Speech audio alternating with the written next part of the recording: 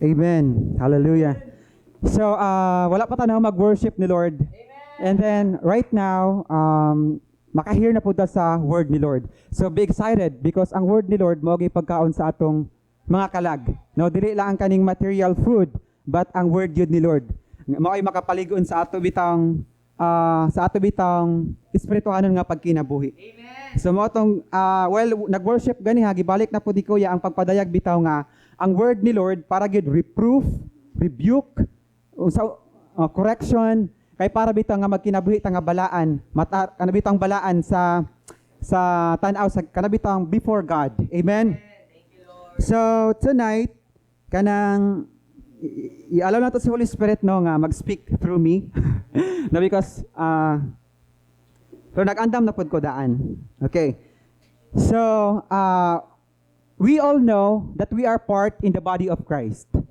Each of us, we are part in the body of Christ, and each of us, we have responsibility, we have role in the kingdom of God. So, walay bisag isa diri nga kanabitang walay bili, but kitang tanan, gitagaan ta ni Jesus og bili, gitagaan po ta niya gasa, gitagaan ta niya, gitawag ta niya para sa iyang buluhaton diri sa iyang gingharian. Amen? Amen. Okay, so, as a body of Christ, this is the time to rise up. Again, as a body of Christ, this is the time to rise up. We need to rise up as a body of Christ. We need to stand of who really we are as the body of Christ. Amen. Okay, so because we already know our identity in Christ Jesus, that we are we are powerful in Christ Jesus. And then as the body of Christ, we are commissioned by God to do the Great Commission. And we are not just being commissioned to do the Great Commission, but He has given us also the power and authority in order for us to become victorious over our enemies. Amen. Amen? Okay, so I want you to know that there's power and authority in our prayer. Amen. So, ang ako yung main karon nga ipaambit sa inyo kabahin sa prayer. Okay? So, let's go back to the book of Acts.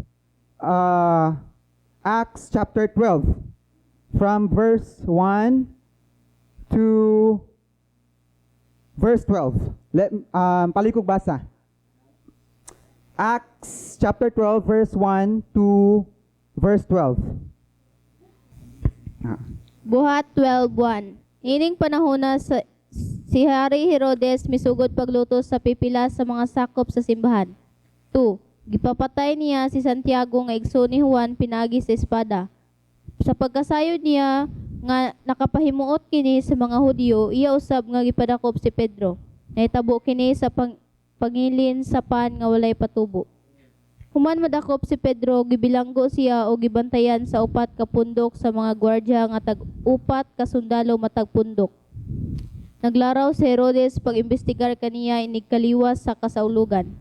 Busa si Pedro nagpabilin nga binilanggo apan ang mga sakop sa simbahan nagampo nga mainiton ngadto sa Dios alang kaniya. Amen. 6.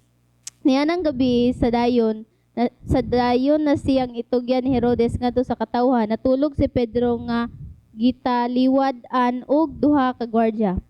Gigapos siya duha ka kadena og gibantayan sa mga gwardya hanggang haan sa prisuhan. Ug sa kalit mitungha ang usa ka anghel sa Ginoo ug may kahayag nga midan-ag sa bilangguan. Unya giyugyog sa anghel ang abaga ni Pedro, gipukaw siya og ingnan. Bangon dayon, ug diha-diha nangatangtang ang kadena sa iyang kamot. Unya ang anghel miingon kaniya, ayuhag sulob ang imong bisti og sandalyas. Gituman kini ni Pedro ug ang anghel miingon, pagkupo og sunod kanako.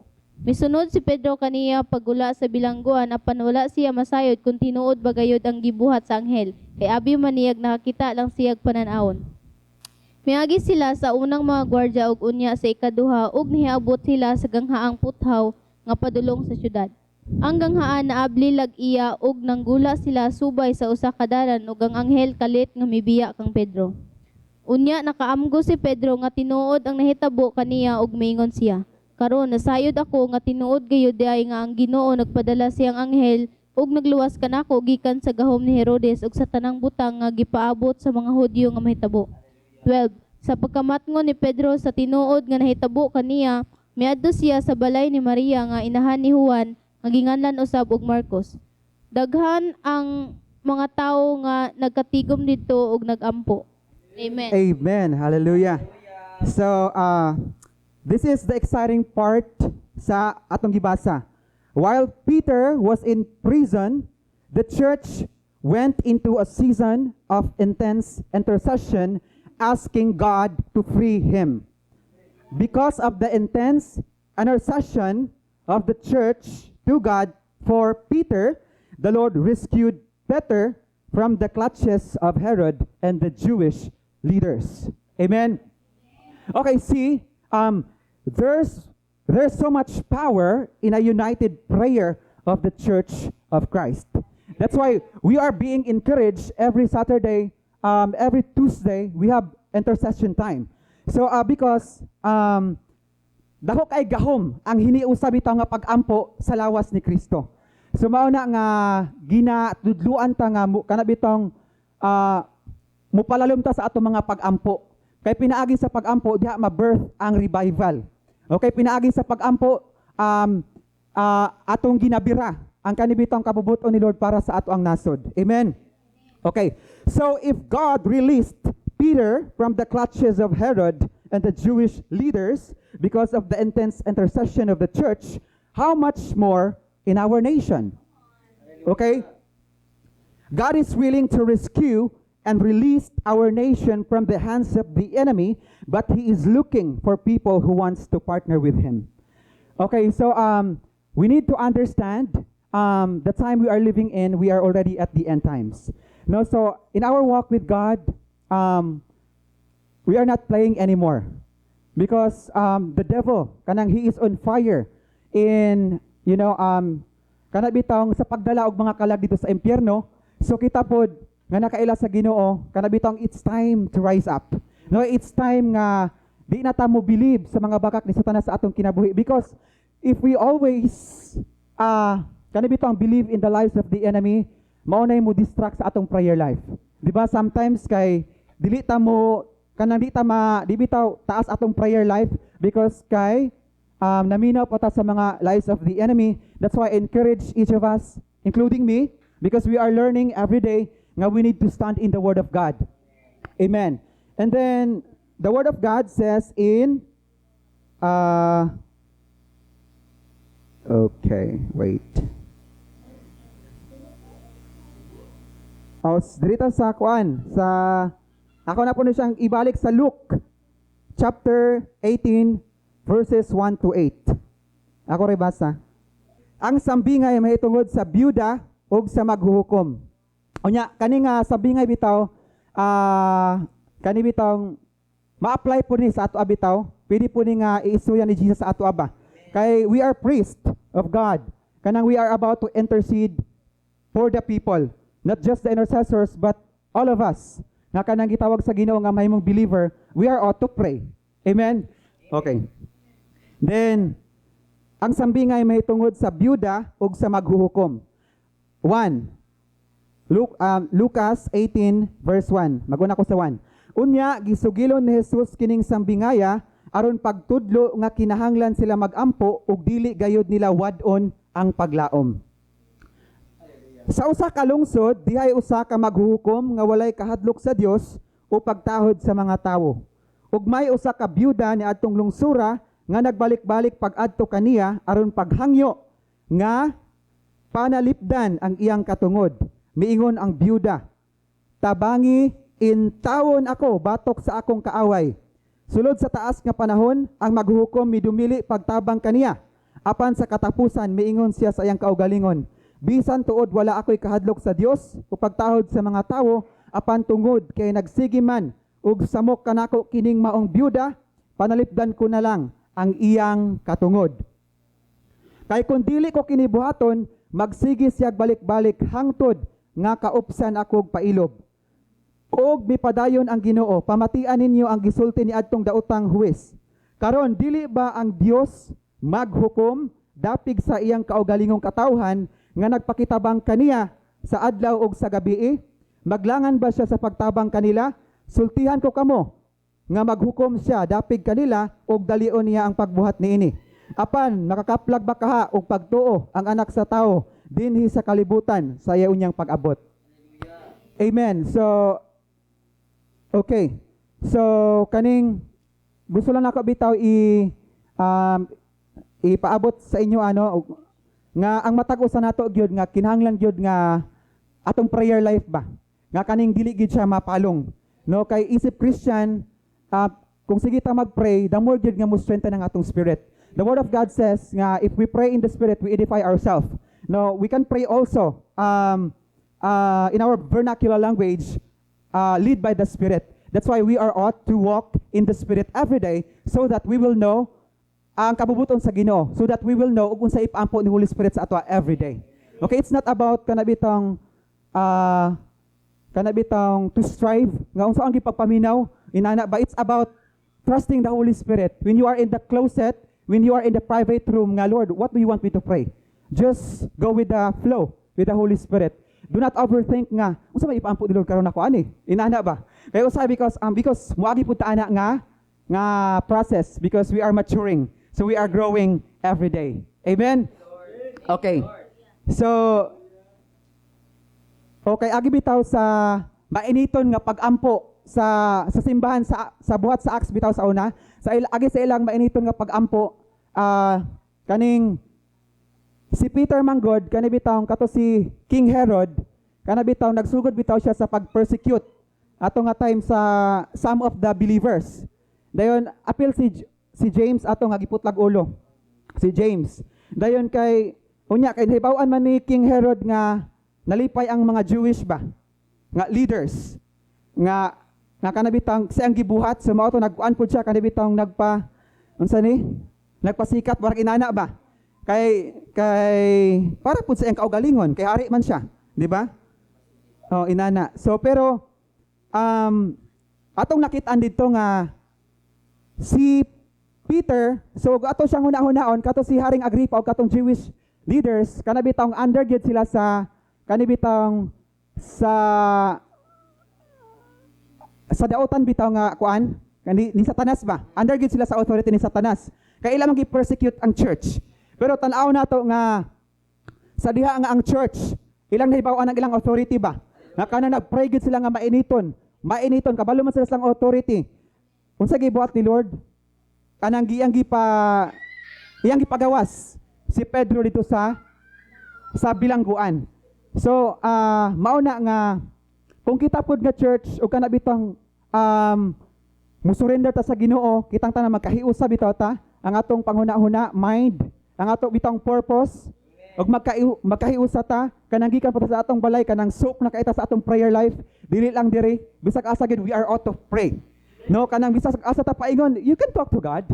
Just like you pray in tongues because the word of God said, if you pray in the spirit, you edify your spirit. No, ayog ilimit ang imong prayer life. You can pray wherever you go because even you cook, you can talk to God. You can listen to worship song and then you can hear kanabitang pili ka maminaw sa kanibitang audio Bible. Daghan kaig pamaagi. Sa usa bitaw nga mahimo tang disiplinado o kanibitang disiplinado ta sa atong prayer closet. Di ba? Sa ato bitang mahibaw-an nimang tao bitaw nga naglakaw na bitaw siya sa kanibitang being disciplined ba? O kanabitang sa iyang prayer life, ma-manage ba niya? Nga bisag sa iyang buhaton naagid siya time para kay Lord. To tell you honestly, di man gid siya lisod. Pero sometimes magpa-distract lang ta apil po kana sa una. Now, bisag karon, no, because we are growing. Pero we have the choice bitaw nga kanang di ta magpa-distract. Kay ang distraction na amang gid siya kanunay. Pero og kaning mo-choose ta nga kanang atog yung ilain ang atong kaugalingon sa kalibutan, mabuhat ginato na pinagi sa tabang ni Holy Spirit. Okay, so mao to siya kay mao to nga si kaning atong nasod kato si Pedro kanabitong gipahigawas siya ni Lord gikan sa kamot sa Jewish leaders o gikan kay Haring Agripa. So no, Herod, King Herod. So kita pod pag magpadayon ta sa pag-ampo, magpadayon ta sa atong kaning fervent intercession para sa atong nasod, isip hiniusa bitaw, si Lord kanang willing gid pud siya nga ipahigawas ni nga nasod gikan sa kamot sa kaaway. But we need to pay the price for it. Dili ingon nga sa atong kaugalingon because Jesus loves us. He first loved us. So ato pa ning buhaton kay tungod na higugma ta sa iya. So we are willing to surrender our life to Him. We are willing to be used by Him because siya gani ang iyang kaugalingon iya bitong gipakabsan para sa ato. So we are doing this kani atong pag-surrender. It's an act of love. It's an act of love kay Lord ba. Lord, imo ganing bisan pagkatong naa ka sa krus, Lord, katong hapit na ka ilansang. Di ba? Naon tagi siya choice nga mo di niya bitaw to ipadayon, pero kay tungod love ta niya, iya gitong gi-pursue. So inana ang kana bitaw inani ang kanang best definition bitaw sa love, imong buhaton ang tanan para bitaw sa imong gihigugma, which is si Lord mao na iyang gibuhat sa ato. So mao po na atong buhaton para sa iya. Kay nga no, pinaagi sa atong fervent ka intercession, ay mo ka-discourage kung nag-ampo mo sa iyong family, nga sige ra mo ampo kada adlaw. Do not ayon yung tanawa kung saan hitabo sa natural.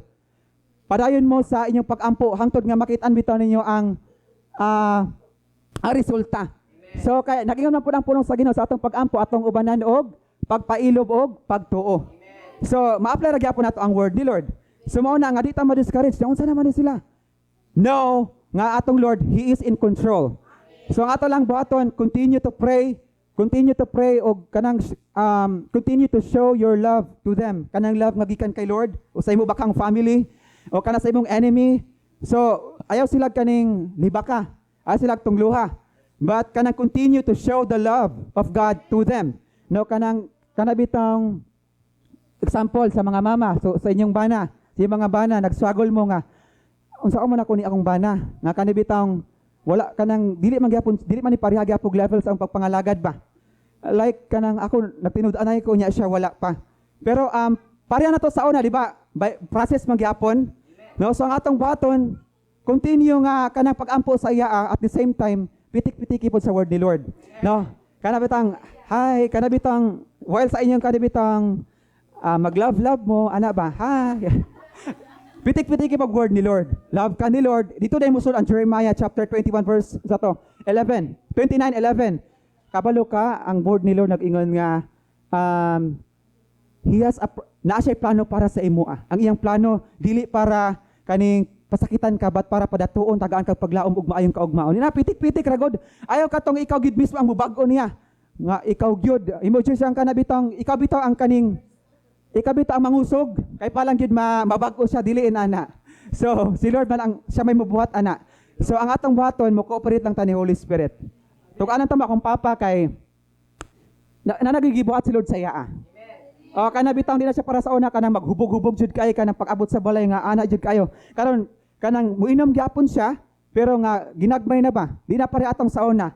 Pero makita na ko nga nagi progress, nagi ginabuhat si Lord. Amen.